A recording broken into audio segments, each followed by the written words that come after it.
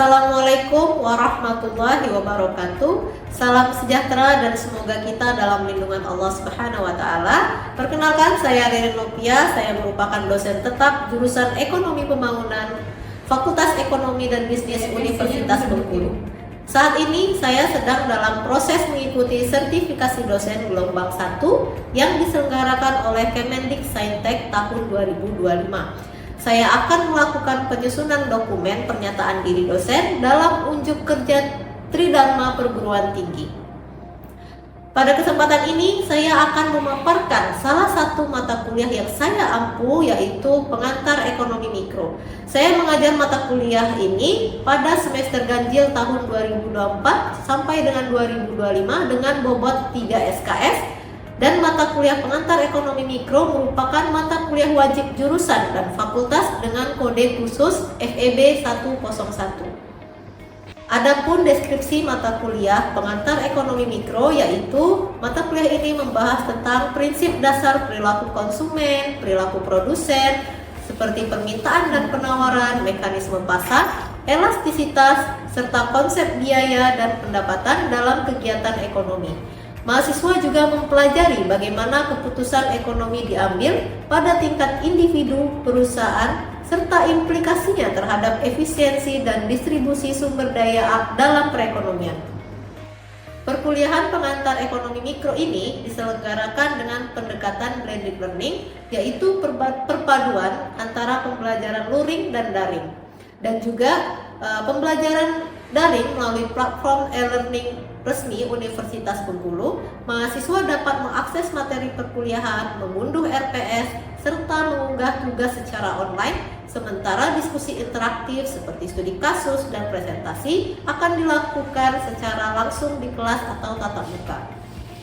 Metode pembelajaran yang saya terapkan bersifat aktif, partisipatif, dan berbasis pada studi kasus. Diantaranya adalah ceramah interaktif untuk membangun pemahaman konseptual mahasiswa terhadap teori pengantar ekonomi mikro, dan yang kedua case based learning atau CBL, di mana mahasiswa menganalisis dan memecahkan studi kasus berdasarkan situasi nyata untuk mengembangkan analisis kritis, argumentasi logis, dan pengambilan keputusan. Selanjutnya, untuk capaian pembelajaran meliputi CPL 1, yaitu mahasiswa mampu menerapkan sikap bertanggung jawab, etis, dan adaptif dalam menerapkan ilmu ekonomi dengan menjunjung tinggi integritas akademik, nilai kemanusiaan, dan kepedulian sosial dalam berbagai konteks profesi. Dan CPL yang kedua, yaitu mahasiswa mampu menguasai konsep, prinsip, dan teori ekonomi dasar hingga lanjutan, serta isu-isu ekonomi kontemporer pada tingkat lokal, nasional, global, secara komprehensif dan kritis. Maka dari itu, untuk capaian pembelajaran pada mata kuliah ini yang diharapkan antara lain CPMK 1, di mana mahasiswa mampu memahami dan menjelaskan konsep dasar ekonomi mikro termasuk dengan prinsip kelangkaan, pilihan, dan mekanisme pasar. Kemudian CPMK 2, mahasiswa mampu menjelaskan perilaku konsumen dan produsen dalam pengambilan keputusan ekonomi serta interaksi dalam pasar barang dan jasa. Kemudian CPMK ketiga, mahasiswa mampu menganalisis pengaruh kebijakan pemerintah terhadap keseimbangan pasar dan efisiensi ekonomi. Dan CPMK keempat, mahasiswa mampu menjelaskan konsep kegagalan pasar dan peran intervensi pemerintah dengan mempertimbangkan nilai etika, kepedulian sosial, dan integritas akademik. Untuk media pembelajaran pada mata kuliah pengantar ekonomi mikro ini meliputi yang pertama, modul atau RPS, dan yang kedua, PowerPoint, studi kasus, dan artikel ilmiah, dan yang ketiga merupakan video pembelajaran. Selanjutnya, penilaian dalam mata kuliah pengantar ekonomi mikro ini mencakup 5 komponen utama, yaitu ujian tengah semester dengan bobot 25%, yang kedua, ujian akhir semester atau UAS dengan bobot 25%, dan tugas kelompok dengan bobot 20%, presentasi studi kasus dengan bobot 20%, serta kehadiran dan keaktifan dalam kelas baik secara verbal maupun dalam diskusi sebesar 10%. Dalam penilaian, penilaian dilakukan secara objektif berdasarkan indikator seperti ketepatan dan penguasaan materi, partisipasi aktif di dalam kelas, serta kemampuan analisis terhadap studi kasus. Saya menggunakan rubrik penilaian yang jelas dan terukur, dan hasil evaluasi saya selalu sampaikan kembali kepada mahasiswa sebagai bagian dari proses umpan balik untuk meningkatkan kualitas pembelajaran. Dengan pendekatan ini, saya berkomitmen untuk menciptakan pembelajaran yang berpusat pada mahasiswa, sekaligus menyiapkan lulusan yang mampu berpikir kritis adaptif terhadap perubahan, serta siap menghadapi tantangan dunia kerja di bidang ekonomi. Baik, untuk tahapan berikutnya, mari kita simak video pembelajaran mata kuliah pengantar ekonomi mikro berikut ini. Selamat pagi, Assalamualaikum warahmatullahi wabarakatuh. Waalaikumsalam warahmatullahi wabarakatuh. Ya, apa kabar mahasiswa-mahasiswi semuanya? Alhamdulillah. Baik, senang sekali Umi hari ini kita berjumpa lagi di pertemuan kedua mata kuliah pengantar ekonomi mikro ya. Sebelum kita melanjutkan, mari kita berdoa terlebih dahulu sesuai agama dan kepercayaan masing-masing. Berdoa dimulai. Baik, selesai. Baik, sebelum mulai juga Umi mau memastikan kehadiran teman-teman di sini nih. Semuanya hadir atau ada yang izin ya? Oke, Umi absen dulu. Gloria, Hadir Umi. Rini, Hadir Umi. oke, Lia, Hadir Umi. oke, Abel, Hadir Umi. Wildan. Hadir Umi. Baik, alhamdulillah ya semuanya hadir, kita formasinya lengkap. Teman-teman, pada hari ini tentu kita akan melanjutkan pertemuan kita, yaitu pertemuan kedua. Materinya yang akan Umi sampaikan tentang permintaan, penawaran, dan mekanisme pasar. Nah, namun sebelum itu Umi ingatkan kembali nih, di pertemuan pertama kan Umi sudah membahas rancangan pembelajaran semester kita ya. Nanti bakal ngapain aja gitu, apa aja yang bakal tujuannya tuh apa gitu, capaiannya apa. Nah, sehingga Umi ingatkan kembali, salah satu capaian pembelajaran kita adalah Umi berharap kalian mampu menguasai konsep ya, prinsip-prinsip dan teori ekonomi dasar hingga lanjutan ya nantinya. Nah, serta isu-isu ekonomi kontemporer pada tingkat lokal, nasional maupun global secara komprehensif dan kritis. Nah, tentu pada hari ini pertemuan kedua kita sudah menginjak lagi tentang permintaan, maka kita masuk ke CPMK yang kedua, di mana teman-teman nanti Umi harap mampu menjelaskan perilaku konsumen ya, perilaku produsen dalam mengambil keputusan serta interaksinya dalam pasar barang dan jasa. Nah, untuk sub CPMK kita masuk juga yang kedua, yaitu nantinya teman-teman bisa mampu menganalisis faktor-faktor apa aja sih yang mempengaruhi permintaan, penawaran ya, serta bagaimana menginterpretasikan kurvanya ya, dan mendeskripsikan itu gambar apa, itu tabelnya seperti apa, membacanya seperti apa. Kemarin belajar prinsip-prinsip dasar ekonomi ya, ada 10 prinsip dasar ekonomi. Jadi Umi mau lihat, mereview ingatan kalian, pemahaman kalian kemarin sudah sampai mana. Ada yang masih ingat nggak? Salah satu di antara prinsip-prinsip dasar ekonomi. Siapa yang mau coba? Saya Mi. Salah satunya adalah trade off ini. Apa itu trade off? Jadi trade off itu adalah situasi di mana kita harus mengorbankan satu hal untuk mendapatkan hal lain. Nah, hal ini tuh karena kita adanya keterbatasan sumber daya, waktu maupun pilihan yang tersedia. Baik. Benar ya, salah satunya trade off. Ini hal yang paling lumrah sekali bagi teman-teman ya. Mengorbankan satu hal untuk hal yang lain. Kalian 2 jam di sini untuk belajar, kalian mengorbankan, padahal 2 jam ini bisa nongkrong sama teman-teman di kafe. Jadi kalian mengorbankan itu ya. Baik, dari itu berarti Umi simpulkan ya, pemahaman kalian materi kemarin udah mumtaz ya. Sudah ingat semua, jadi kita siap untuk ke materi yang kedua tentang permintaan. Oke, nah hari ini kita melanjutkan materi tentang permintaan, penawaran, dan keseimbangan pasar. Nah, sebenarnya 3 hal ini apa sih pentingnya? Nah, kalau Umi bisa katakan ya, 3 hal ini merupakan fondasi utama kita sebagai pelaku ekonom. Ya, kenapa? Karena dengan kita mempelajari tentang permintaan penawaran, kita akan tahu 3 hal penting. Yang pertama, bagaimana sih harga itu bisa terbentuk? Ya. Yang kedua, bagaimana sih pasar itu bisa dalam keadaan seimbang? Dan yang ketiga, kita bisa memahami perilaku konsumen dan produsen terhadap perubahan-perubahan respon yang terjadi. Misal harga berubah nih, gimana perilaku konsumen? Kalau harga berubah, gimana perilakunya produsen? Nah, dari materi inilah kalian akan memahaminya nanti bagaimana mengambil keputusan ekonomi secara rasional. Ya. Dalam materi hari ini, kita mengasumsikan bahwa nanti permintaan dan penawaran ini kita menggunakan asumsi pasar persaingan sempurna, bukan monopoli, bukan oligopoli ya.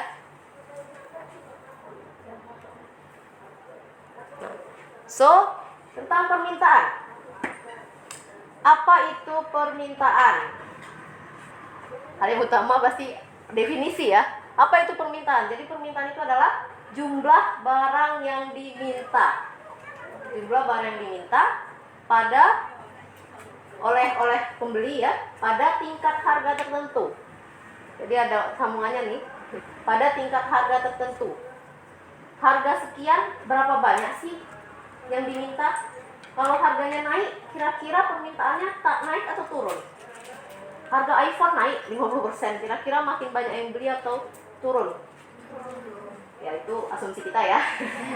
Kemudian kalau harga iPhone turun 50%, bagaimana jumlah permintaannya? Mungkin banyak gitu ya, tiba-tiba jadi membludak yang beli iPhone.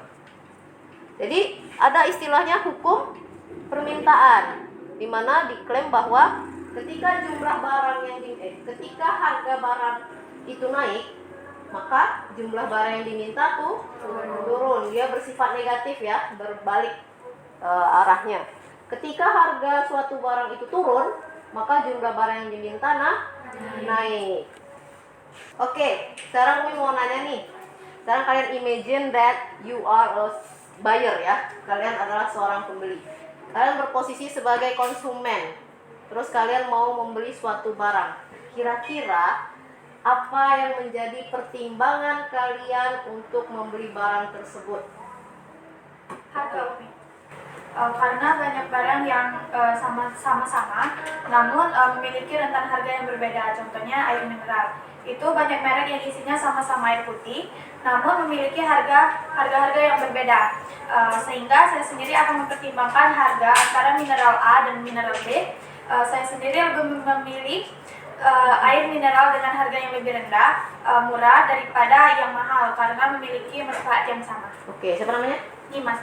Oke, Mbak Nimas bilang bahwa salah satu pertimbangan dia adalah harga, faktor yang mempengaruhi dia.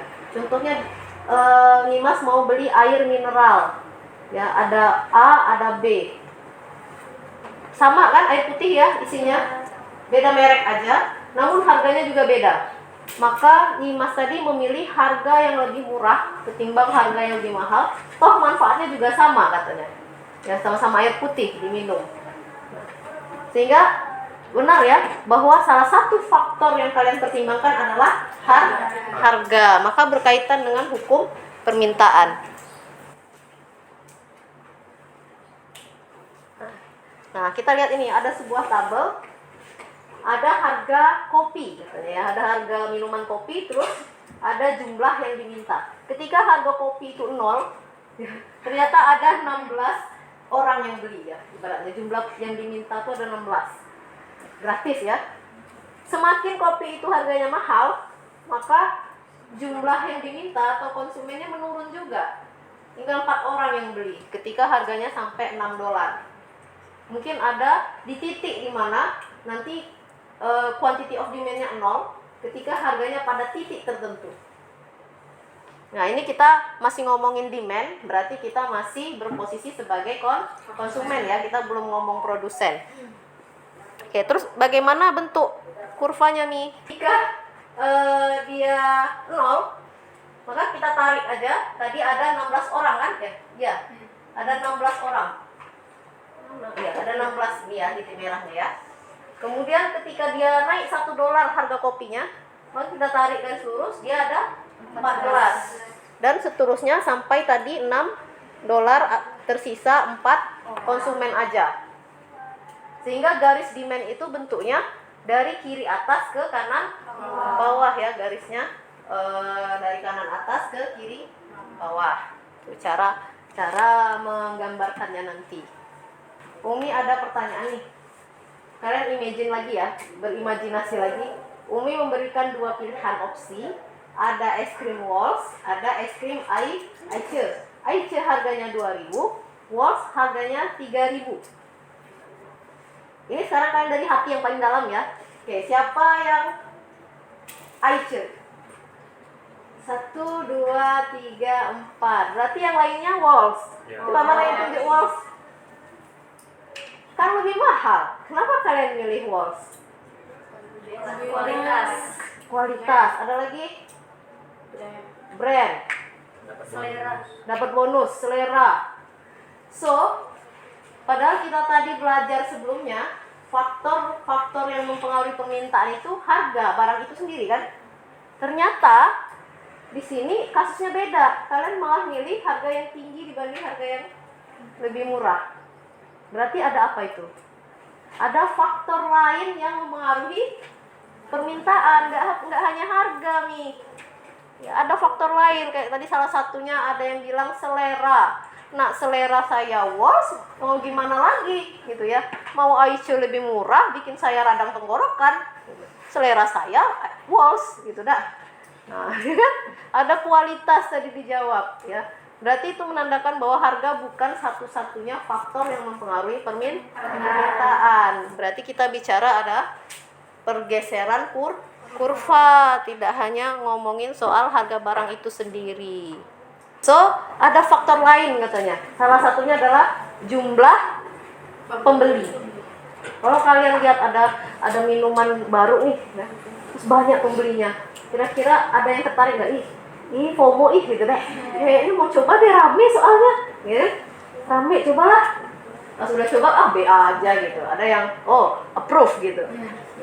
Jadi ternyata banyaknya pembeli itu bisa mempengaruhi permintaan. Kemudian yang kedua ada income, pendapatan. Kalau kalian punya duit 1M, walaupun harga iPhone itu mahal, tetap beli juga kan? Beda kalian cuman ada di kantong tinggal 10.000, tapi hati pengen iPhone gitu ya. Beda kan? Ada budget constraint, kendala pendapatan tadi, kendala anggaran. Kemudian ada harga barang yang hampir mirip, related goods, berhubungan lah ya, hampir mirip-mirip. Tapi barangnya mirip-mirip, harganya tipis-tipis. Nah, itu bisa menjadi pertimbangan kalian. Kemudian taste tadi, selera. Seleranya Indomie, walaupun Indomie mau gimana pun tetap Indomie pengennya gitu, nggak mau yang lain. Kemudian ada ekspektasi kalian terhadap skincare yang impor dari luar negeri itu lebih ampuh. Walaupun mau semahal apapun, karena ekspektasi kalian bisa menghilangkan noda-noda di muka, tetap beli gitu kan, dibanding produk lokal. Maka yang terjadi apa dalam kurvanya? Bergeser. Ini tadi bergeser. Kalau yang mempengaruhi adalah harga barang itu sendiri, maka dia cuma bergerak sekitar satu kurva aja, cuma ke atas, ke bawah gitu ya. Tadi yang kopi tadi, harga kopi itu sendiri yang berubah. Tapi kalau udah ada faktor lain yang mempengaruhi, maka kurvanya yang bergeser. Ya. Baik, materi hari ini sudah selesai. Kita masuk ke selanjutnya ya, yaitu Umi pengen kita bikin diskusi kecil, kelompok kecil. Nanti kalian diskusikan. Ini ada sebuah studi kasus ya. Studi kasus di mana Amel adalah seorang mahasiswa semester 4 sedang mencari produk skincare katanya untuk ngatasin jerawat dia. Nah, yang muncul di wajahnya. Terus dia nemuin 2 pilihan nih. Ada brand A yang lokal, ada brand B. Brand A itu harganya 80.000, tersedia di minimarket manapun. Reviewnya ya biasa aja. Kemudian kemasannya juga yang general, umum ya, ke sana. Kemudian ada brand B, impor dari Korea nih. Harganya 2 kali lebih mahal, 160.000. Kemudian dipromosikan sama influencer yang dia suka. Ini BTS ya, atau Blackpink gitu kan. Nah, kemudian diklaim sangat ampuh. Kemudian kemasannya menarik dan estetik. Nah, terus Amel mulai mempertimbangkan mana yang akan dia beli. Dia memiliki uang yang terbatas, tapi juga ingin produk yang efektif untuk jerawatnya supaya hilang tadi kan. Nah, jadi silahkan teman-teman analisis nih per kelompok ya, kelompok 1, 2, dan 3. Kalian identifikasi kira-kira kemungkinan faktor apa aja yang mempengaruhi permintaan Amel terhadap produk skincare 2 ini tadi, beserta alasannya. Kemudian yang kedua, kira-kira Amel ini lebih sensitif yang mana kalau dari cerita studi kasus ini? Lebih sensitif terhadap faktor harga atau lebih sensitif terhadap faktor non harga? Oke, silahkan diskusi. Umi berikan waktu 5 menit untuk berdiskusi.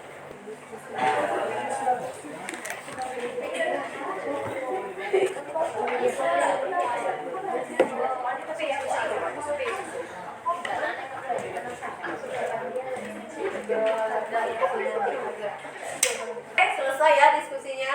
Sekarang Umi mau mendengar pandangan-pandangan dari setiap kelompok dari studi kasus yang sudah Umi berikan. Dari kelompok 1 dulu, yaitu sebelah sini tadi ya. Siapa perwakilannya? Oke, silahkan.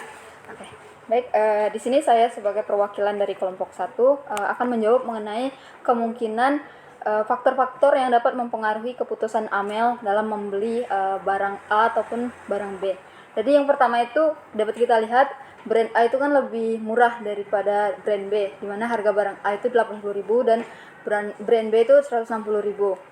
Nah, jadi harga barang itu sendiri dapat menjadi kemungkinan faktor yang dapat mempengaruhi Amel untuk membeli produknya. Jadi yang kedua itu adalah selera, di mana bisa jadi Amel ini dapat lebih tertarik pada brand B karena promosi dari influencer favoritnya dan klaim keunggulan produknya. Jadi kesimpulannya, selera itu juga dapat sangat mempengaruhi pembelian. Oke, bagus sekali jawabannya. Baik, Umi izin saya perwakilan dari kelompok 2 ingin menjawab faktor-faktor lainnya yang mempengaruhi keputusan Amel untuk membeli 2 brand skincare tersebut. Yang pertama itu ada pendapatan. Sebagai mahasiswa, Amel itu mungkin memiliki dana terbatas, namun tetap membuka kemungkinan membeli brand mahal jika dirasa sepadan. Nah, ini itu menunjukkan permintaan itu relatif elastis terhadap persepsi nilai produk. Yang kedua itu ada ekspektasi Amel sebagai konsumen. Amel itu percaya bahwa brand B itu lebih efektif dan lebih keren digunakan karena promosi dari influencer yang dia sukai itu dari TikTok, dan juga itu tampilan produk dari produk B itu lebih menarik. Nah, ekspektasi ini itu meningkatkan permintaan Amel. Ekspektasi positif ini meningkatkan permintaan. Oke, jawaban yang luar biasa. Silakan tepuk tangan dulu kita kelompok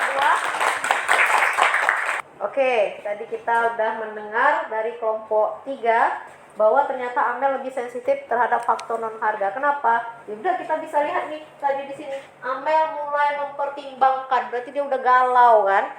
Ya dah. Kalau harusnya kalau dia faktor harga udah langsung dia beli brand A kan, udah lebih murah. Ngapain lagi mikir-mikir yang lain? Karena dia mempertimbangkan, berarti ada kegalauan nih dia nih antara A sama B. Mana yang menurut dia yang mau kemungkinan yang mau dia beli berdasarkan faktor-faktor non harga ternyata. Ya, jadi baik teman-teman, itu tadi sudah di penghujung materi kita. Terima kasih atas jawaban-jawaban dari diskusi yang telah disampaikan. Luar biasa sekali jawaban-jawabannya. Jadi bagaimana kita bisa mengidentifikasi tahapan-tahapan dari proses pengambilan keputusan. Tadi studi kasusnya adalah Amel ya. Bagaimana dia bisa menentukan pembelian dari skincare, apakah brand A atau brand B.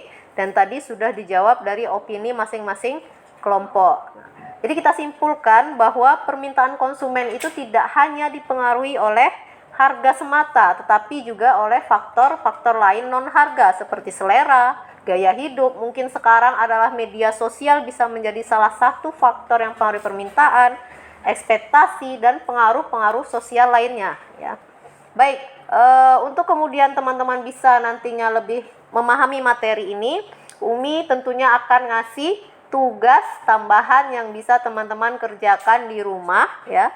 sebagai bentuk dari belajar mandiri MBKM kita, yaitu teman-teman tuliskan pengalaman pribadi, ya, pengalaman pribadi membeli suatu produk atau jasa deh ya, membeli suatu barang atau produk. Kemudian bagaimana proses pembeliannya, bagaimana keputusan kalian bisa membeli produk itu, dan apa yang kira-kira mempengaruhi keputusan kalian. Jangan lupa nanti silahkan kumpulkan tugas mandirinya di e-learning Unip, dan waktunya Umi berikan 1 minggu, sehingga minggu depan kita bisa diskusikan lagi sama-sama dari pengalaman teman-teman yang insya Allah menarik-menarik nantinya ya. Yang terkait materi ketiga nanti, oleh karena itu silahkan teman-teman baca buku yang sudah Umi sampaikan di awal, yaitu Pengantar Mikro. Bisa kalian gunakan Menkyu atau Sadono Sukirno ya. Baik, terima kasih sekali lagi untuk teman-teman. Sampai jumpa di pertemuan berikutnya minggu depan. Wassalamualaikum warahmatullahi wabarakatuh. Waalaikumsalam warahmatullahi wabarakatuh.